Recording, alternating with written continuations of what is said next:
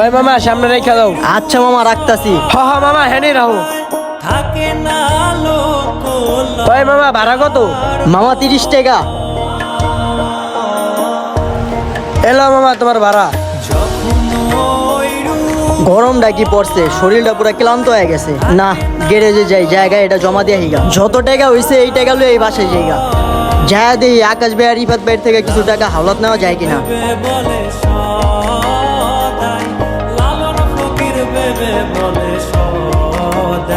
ওই প্রেম যে করে সে জানে,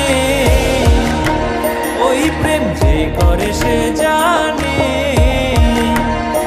আমার মনের মানুষের সনে। এরম গরম যদি পড়ে তাহলে গাড়ি চালামু কেমনে?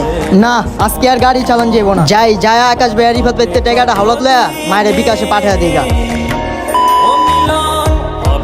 তারপর টাকাটা মাকে পাঠাইতে পারলো কি পারলো না, যদি এইটা জানতে চান তাহলে এই ভিডিওটা বেশি বেশি করে শেয়ার করে দেন আর কমেন্ট বক্সে পার্ট 2 লিখে যান।